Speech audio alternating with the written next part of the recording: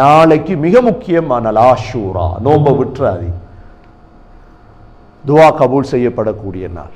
நாளைக்கு குடும்பங்களுக்கு செலவழி, அல்லாஹ் பரக்கத் செய்வாங்க. நீங்க பாடி பாடி கஷ்டப்பட்டு உழைச்சி பரக்கத்தை அடைகிறத விட நாளைய நாள் உங்கள்கிட்ட இருக்கிற அவ்வளோ பணத்தை குடும்பத்தை செலவழிங்க. இன்ஷா அல்லாஹ் அல்லாஹ் முழு வருடமும் உங்களோட குடும்பத்துக்கு செலவழிக்கிற பரக்கத்தை அல்லாஹ் உங்களுக்கு தருவோம். சஹாபாக்கள் சொல்றாங்க, இந்த ஹதீஸை நாங்க அனுபவத்துல கண்டோம். பிற பத்திரிக்கிறே முஹர்ரம் குடும்பத்துக்கு செலவழிக்கும், அல்லாஹ் முழு வருஷமும் செலவழிக்கிற பாக்கியத்தை அல்லாஹ் தருவான் உங்களுக்கு.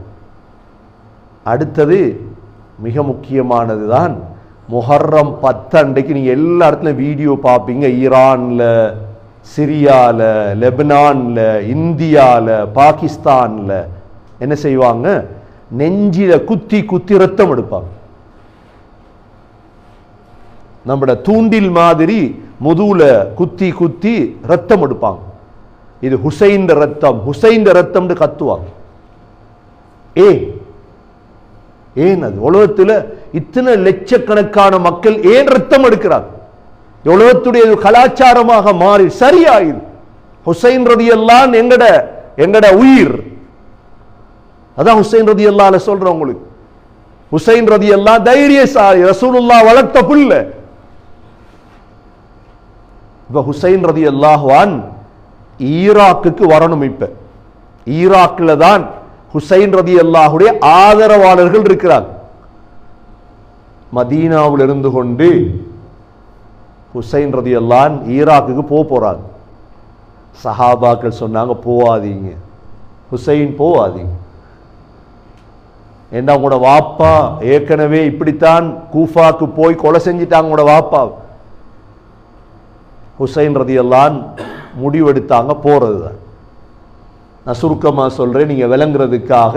நீங்க சரியா படிக்கலைன்னா தவறான விளக்கம் உங்களுக்கு கிடைச்சிடும், அதுதான் சொல்றேன் சரியா.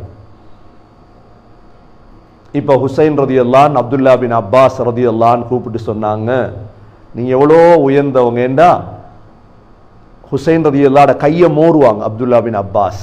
ரசூலுல்லாஹோட பேரன் தானே, ரசூலுல்லாவே மாறித்தான் ஹுசைன் ரலியல்லாஹு. நபியும் சொல்லுவான், ஹுசைன் மின்னி வான மின், ஹுசைன் என்ன சேர்ந்தவர். நபியுடைய மடியில வளர்ந்த புள்ள. நபியவங்க முத்தமிடுவாங்க உதட்ட ஹுசைனுடைய ரலியல்லாஹு. அப்துல்லா பின் அப்பாஸ் கடைசியா சொன்னாங்க, கும்புரா என்ற ஒரு பறவைக்கு, பறவையே உனக்கு முழு ஆகாயம் ஒன்றதான், நினைச்ச இடத்துல நீ முட்டையிடு, நினைச்ச இடத்துல கூடு கட்டலாம். நாங்க சொல்றோம் போகாத, அவங்க முடிவெடுத்தாங்க போகணும். எப்ப குடும்பத்தோட சொன்னாங்க, குடும்பத்தை கூட்டிட்டு போவாது. அவங்களோட மனைவி, பிள்ளைகள் எல்லாரும், மாமாமார், மக்கள், மருமக்கள் எல்லாரும் ஈராக்கு கிட்ட வந்துட்டாங்க. இப்ப அப்ப யசீதுடைய ஆட்சி தானே, அவன் எவ்வளவு பெரிய கடினமானவன் என்றா, ஒரு படையை அனுப்பினான் ஹுசைன் ரலியல்லாஹு யுத்தம் செய்யறது குடும்பத்தோட. அப்பதான் கர்பலா என்ற இடம் ஒன்று இருக்குது ஈராக்ல. அதுக்கு சொல்றது கர்புன் வபலா. அரபுல கர்ப் என்றாலும் சோதனை, பலாண்டாலும் சோதனை. கர்புன் வபலா. அந்த இடத்துல முற்றுகையிட்டுட்டாங்க. சின்ன குடும்பம், அது பெரிய படம் வந்திருக்கு. வந்தா முதல் வேலை செஞ்சாங்க என்னடா, தண்ணி கொடுக்கல, தண்ணி கொடுக்க இல்லை. இப்ப ஆட்சியை கொடுத்தால் யார், ஹசன் ரலியல்லாஹு இல்லையா, நானா தானே கொடுத்தது. இப்ப நடக்குது அநியாயம். தண்ணி கொடுக்கல, தண்ணி கொடுக்காம தண்ணியை தடுத்துட்டாங்க, குடிக்க தண்ணி இல்லை பிள்ளையெல்லாம். இப்ப போர் ஆரம்பிக்குது, யுத்தம். ஹுசைன் ரலியல்லாஹு பின்னு போக மாட்டாங்க ஒரு நாள், அவங்க தைரியசாலி. அலி ரலியல்லாஹு சம்பவத்தை படிச்சீங்கன்னா உங்களுக்கு விளங்கும், வாப்பா பிள்ளை எப்படி வளர்த்தாரு அவங்க. இப்ப யுத்தம். ஹுசைன் ரலியல்லாஹு சொன்னாங்க, எல்லாரையும் கூப்பிட்டு சொன்னாங்க, ஷஹீதாகும் வரைக்கும் நான் போராடுவேன், நான் பின்னுக்கு வைக்க மாட்டேன் காலை. என்ன செய்யறது, மனைவிமார் பேரப்பிள்ளையெல்லாம் அழுகுது, நடக்காது, நான் கால் வைக்க மாட்டேன் பின்னுக்குண்டா. சார் நீங்க சொன்னா நாங்க போராடி இல்லை, நாங்களும் மௌத்தாகிறோம். எல்லாருமே மௌத்தாயிட்டாங்க. நீண்ட சம்பவம் சுருக்கி சொல்றேன்னா, கடைசியா ஹுசைன் ரலியல்லாஹு மட்டும் இருக்கிறாங்க. ஒத்தொத்தனா வாரது ஹுசைன் ரலியல்லாஹு கொலை செய்யறது பார்த்தா ரசூலுல்லாஹ்ட மோகம் எப்படி கொல்றது, கை வைக்கலுமா? அதுலதான் ஷிமிர்னு உருவம் வந்தா, ஷிமிர் தில் ஜௌஷன். அதான் ஷிமிர் என்று பேர் வைக்கப்படாங்கிற பிள்ளைகளுக்கு பேர் வச்சா மாத்திட்டுறோம் ஷிமிர். அல்லாஹ்ட லானத் இருக்குது அவனுக்கு.